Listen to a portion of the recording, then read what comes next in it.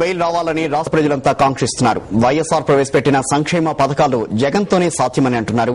జగన్ బయటకొస్తే రాష్ట్రంలో నెలకొన్న అనిశ్చితి తొలగిపోతుందని చెబుతున్నారు. విశాఖ రైల్వే స్టేషన్లో జనం ప్రతిస్పందనను మనం ఇప్పుడు చూద్దాం. జగన్ గారికి ఈరోజు ఖచ్చితంగా బెయిల్ రావాలని మనస్ఫూర్తిగా కోరుకుంటున్నాను. ఎందుకంటే ఆయన గొప్ప నాయకుడు. ఆయన వైఎస్ రాజశేఖర రెడ్డి కుమారుడుగా పుట్టడం ఆయన ఒక అదృష్టం.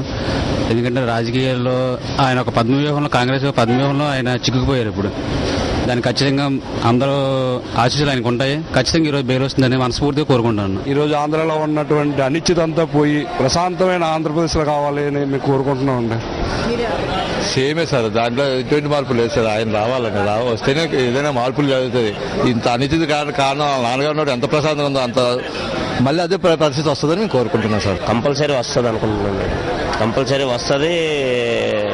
ఈ ఆశలతో ప్రజలందరూ ఎదురు చూస్తున్నారు. అతను రావడం వల్ల మన సమైక్యాంధ్ర ద్వారా మనకు మంచి జరుగుతుందని ఎదురు చూస్తున్నాం. జగన్ రావాలండి కన్ఫర్మ్. వస్తే ఇప్పుడు ప్రాబ్లమ్స్ అన్నీ పోతాయండి అని అనుకుంటున్నామండి. ఇప్పుడు చాలా ఇబ్బందులు పడుతున్నారు ప్రజలందరూ.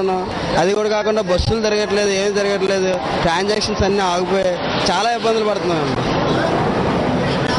ఆయన రావాలని కోరుకుంటున్నామండి. ఖచ్చితంగా ఈ సిబిఐ కాంగ్రెస్ పార్టీకి సంబంధించిన కుట్రపూరితంగా జగన్మోహన్ రెడ్డి గారిని ఇరికించారు. సిబిఐ ఇన్ని నెలలుగా సాగిస్తున్న దర్యాప్తులో కనీసం ఒక్క కూడా ఆధారం లేకుండా చూస్తుంది. కావాలని జగన్మోహన్ రెడ్డి కోస్తాంధ్ర మొత్తం సీమాంధ్రలో క్లీన్ చిప్ చేస్తారు. ఖచ్చితంగా జగన్మోహన్ రెడ్డి బెయిల్ రావాలని చాలా మంది జగన్ అభిమానులు ఎదురు చూస్తున్నారు. ఖచ్చితంగా వచ్చి తీరుతుంది అంతే. ఈ రోజు సమైక్యాంధ్ర గురించి 6 రోజులు జగన్ గారు ఆమరణ దీక్ష చేశారు. అటువంటిది ఎటువంటి కాంగ్రెస్ రాజకీయ నాయకులు కానీ, తెలుగు నాయకులు కానీ ఇంతవరకు రాజీనామా చేసినట్టు కానీ ఈ స్టేట్ లో ఎక్కడా లేదు. విడుదల కావాలని కోరుకుంటున్నాము. ఇది రాష్ట్రానికి కొంచెం ఏమైనా సరే బాగు చేస్తారనేసి ఆలోచనలో ఉన్నాము.